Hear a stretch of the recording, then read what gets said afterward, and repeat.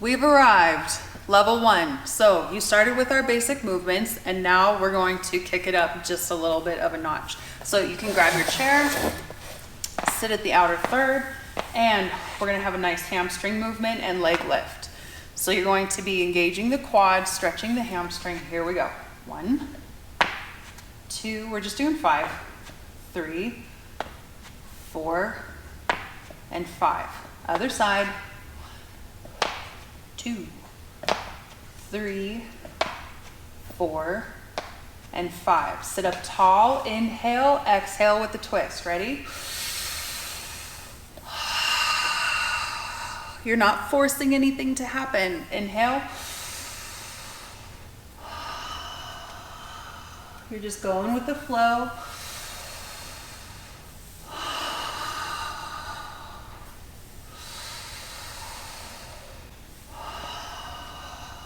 Okay, isometric exercise. Sit up tall in your chair, put your palms together. Try to have this happening so that you can push in. If your wrists are bothering you, you can cheat this and you can do a little different of a grip, or maybe this feels better and you can adjust whatever needs to happen. So we're here, you're gonna push in through the bottom of your palm. So it looks like my hands are together, but I'm pushing in through the bottom of my palm.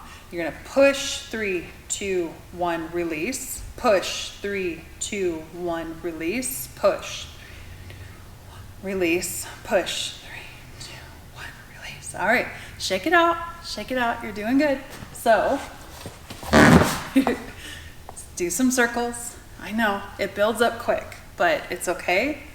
It's okay, we're getting some nice strength through the deltoids and through pec minor. Ready? Here we go.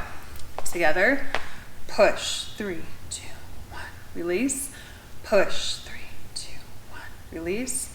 Push, 3, 2, 1, release. Great. Go ahead and stand up tall.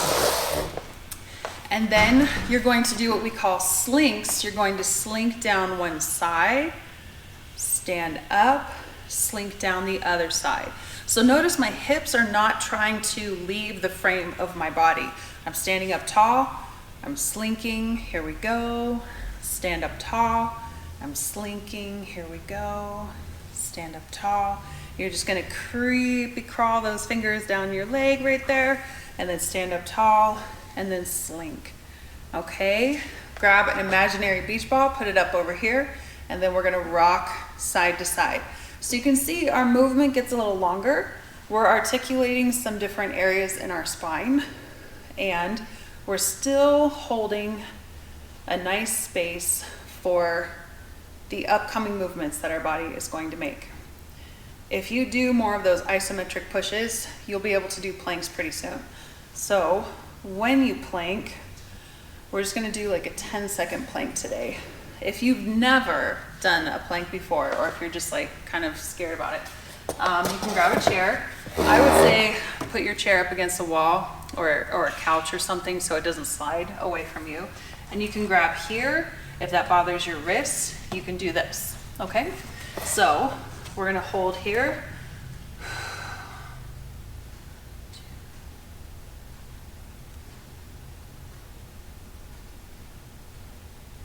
All right, that was a good plank.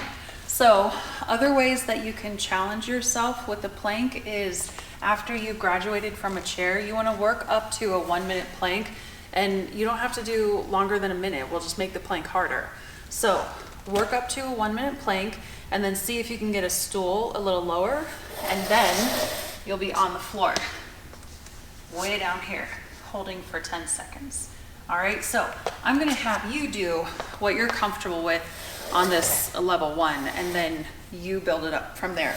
All right, so now we're gonna squat into the chair. So have your chair here, again, up against something so it doesn't move on you. And then you're gonna step away from the chair. Like if you were sitting on the outer third, that's how far away the chair should be, okay? Line up your feet with the legs of the chair, so not too narrow. It should be about hip width apart. Not too narrow, not too wide. And then you're going to control the descent into the chair. Now, I'm hoping that you can get about 10 or 12, okay? Once you're here, you can sit and take the weight off. If your legs are like totally burning, just give yourself a rest and then stand up again. Here's something to keep in mind. You do not want to use momentum like that, okay? Because you'll be putting things into the quads, and the point of the squat is that you're building up your hamstrings and glutes. So when you're out there walking, the glute hamstring contraction and what's the other one? Extension is working like a pump. All right, so you're gonna come up slow, okay? And then you go down slow and you take as much time as you need to get down here. If you plop at the last 2 inches, fine. It's fine, it's totally fine, don't worry about it. So if you're here and you have a hard plop, you will plop until you don't. So you're building up those muscles, and it could take weeks, especially if you have autoimmune issues.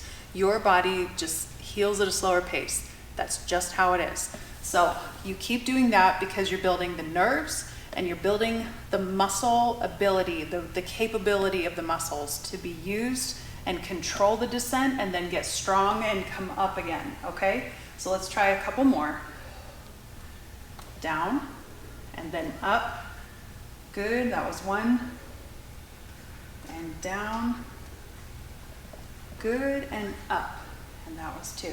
Awesome. Okay, so the last thing that we're going to do today is our good mornings. So you're gonna stand up tall and then get good at pulling the hips back. Now, if you've been doing this a few times from level 0, you're probably able to pull your hips back a little bit more. Notice that my knees are soft, my legs do not bend forward. My goal is to take them back. So I'm working on that hip hinge, which comes into play with the squat as well. All right. You're doing really good. Now, just like in level 0, you can try this mini workout, this tiny workout a few times a day. Frequency is your friend.